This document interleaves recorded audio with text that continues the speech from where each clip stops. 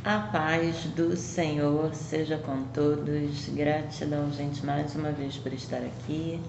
Gratidão por mais essa oportunidade, principalmente de ter acordado, né? E para você que está vendo o vídeo, também agradecer a Deus pela sua vida, por você ter acordado, por você hoje talvez, né, ter 10 razões aí para agradecer, no mínimo. Nós sempre temos mais. A gente pode agradecer por estar andando sem ajuda, por estar acordando, por estar levantando sozinho da cama, né, gente? Por nossos órgãos internos estarem funcionando sem a necessidade de remédios, sem a necessidade de um aparelho, sem necessidade de ajuda também, né? Então tem tanta coisa que a gente pode agradecer e as pessoas assim olham muito para o que falta, né? E não se preocupam em olhar para o que já tem, em olhar para o que conquistam todo dia, em olhar com, sabe, com um olhar de fé, com um olhar mais amoroso para aquilo que Deus te proporciona todos os dias, né? Seus filhos que podem estar saudáveis, seus filhos que têm inteligência, né? Que estudam, que aprendem. Gente, aprender é divino. Porque aí você pensa assim, gente, aprender é natural, né? Mas não é, gente, não é. Tem pessoas que têm muita dificuldade em aprender, tem pessoas que têm muita dificuldade de entender. Então, se você tem entendimento, glória a Deus. Se você não tem dificuldade de entendimento, glória a Deus, sabe? Agradece.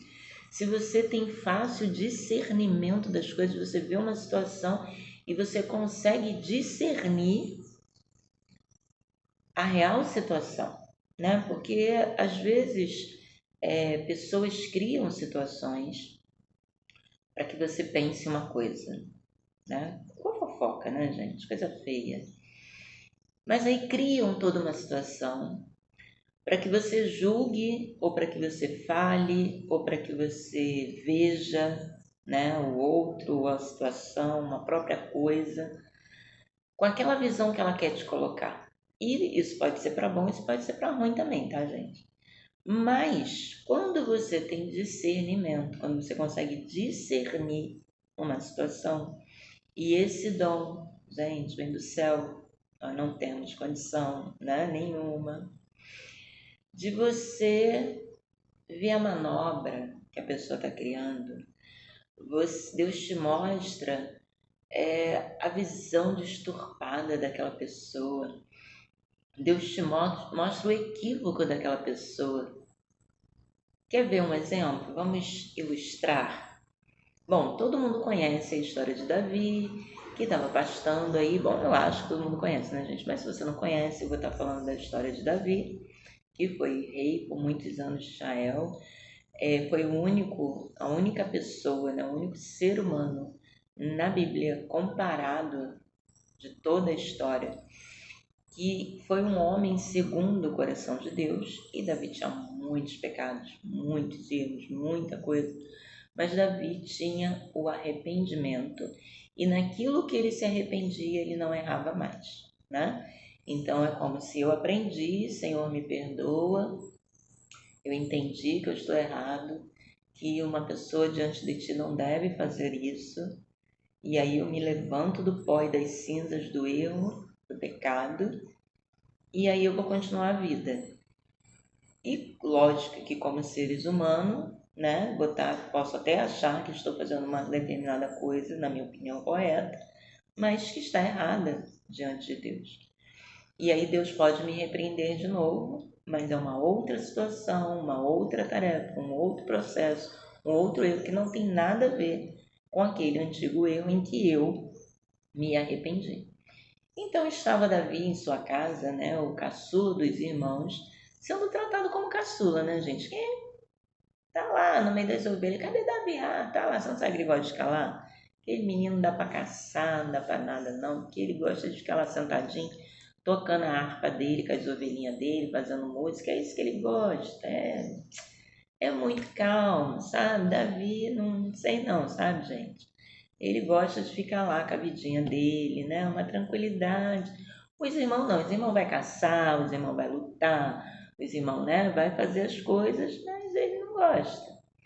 E aí Deus coloca, na época, como profeta Samuel, para ir procurar um novo rei, já que Saul, né, sendo rei lá na época, estava em maldição, porque, né, ele quis ser maior que Samuel e ele, né, afrontou Deus praticamente.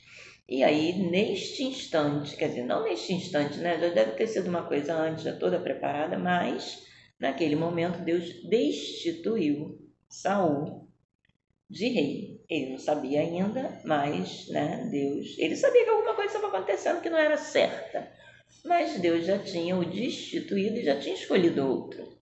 E aí, fala para Samuel ir na casa de Davi, ungir o rei. E aí Samuel chegou na casa de Jessé, e quando chegou lá, né, cadê seus filhos? E aí entra o filho mais velho, forte, bonitão, né? Com cara de guerreiro, com cara de, né? Eu sei o que eu faço, eu sei o que eu estou fazendo. E aí Samuel já, só pode ser esse, né? E quando vai ungir, Deus fala, opa, Samuel, calma, o que você está fazendo? Não é esse. Aí Samuel deve ter pensado, né? Não é não, eu tinha certeza. E quantas vezes você tem certeza, né? Quantas vezes os seus olhos te enganam? Quantas vezes você acha que porque você sabe muito, porque você tem toda uma situação, né? Porque você sabe a história toda do início ao fim, e aí você acha que você tem certeza de alguma coisa. Quando nosso Deus é quem dá certeza, nosso Deus é quem dá a última palavra, e é o nosso Deus que escolhe, né? A gente que decide, não. É Deus que escolhe. Né? Quem sobe, quem vai ficar, quem não vai, é Deus que escolhe. É Ele que sabe. Conclusão, né? Samuel pergunta se não tem mais ninguém na casa, se ele não tem mais nenhum filho, e aí ele, tá, tem Davi, mas no mínimo eles pensaram assim, né? Já, Davi não pode ser, né? Ele vai olhar para Davi e vai ver que entrou na casa errada. Porque se não é a gente, Davi também não é. Mas quando ele bateu os olhos em Davi, Deus respondeu no coração dele, é esse. E aí tem toda uma história, né, de Davi, que foi um dos maiores guerreiros da época, um dos maiores, né, reis, foi o maior rei, né, da época e, né, todo um passo a passo que não vem ao caso agora. Mas isso é só para frisar, né, para deixar assim bem claro, de que nem sempre o que os nossos olhos estão vendo, né, o sobrenatural, aliás, o sobrenatural não, o natural, nem sempre que nós estamos vendo o natural é igual ao sobrenatural de Deus, gente. Porque Deus com certeza está te preparando algo maior, melhor, né, para aquela situação.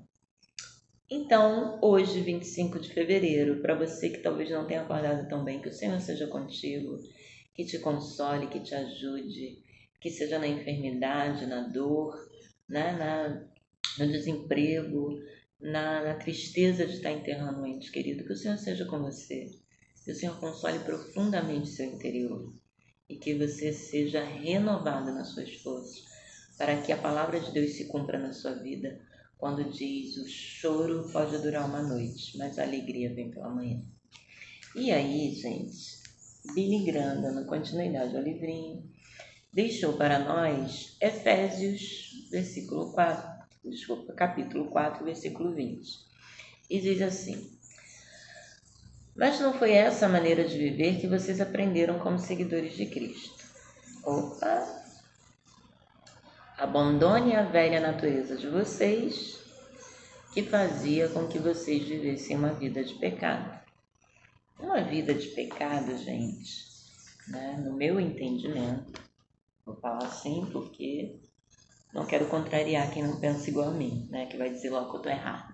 Então, no meu entendimento, uma vida de pecado é quando você não tem consciência, né? De que diante de Deus, você deve pedir perdão pelos seus erros, pelos seus fracassos. Por que, Mônica? Porque uma vida de pecado como a maneira como eu entendo que está sendo dito em Efésios, é quando você vive desregradamente sem se importar.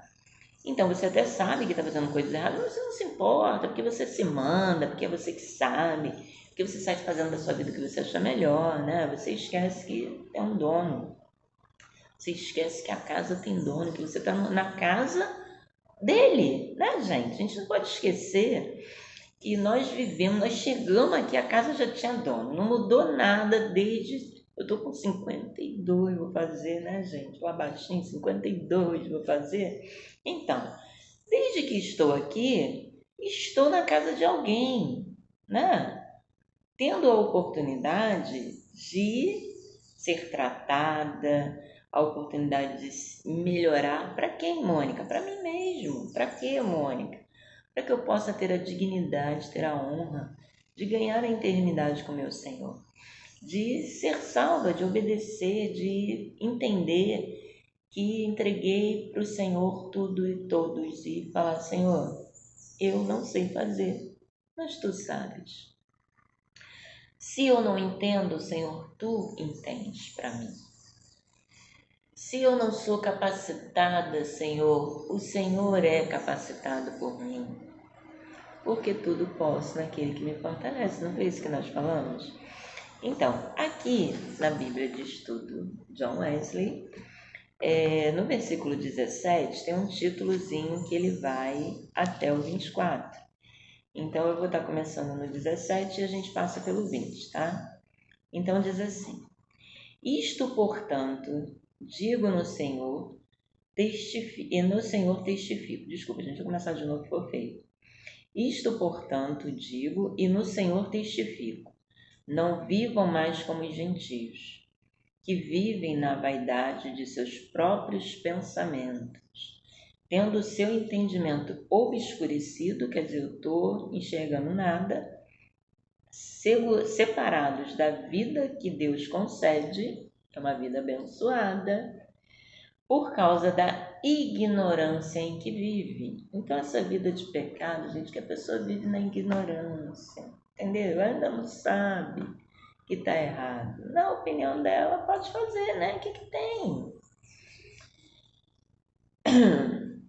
Por causa da ignorância em que vive, pela dureza do seu coração. Aquele coração que você diz que é bom, até alguém te alfinetar, né? Porque quando alguém te alfineta, te cutuca aí, que você não gostou, dentro desse seu coração bom você consegue elaborar aí umas maldições, umas guerras, umas vinganças aí, né?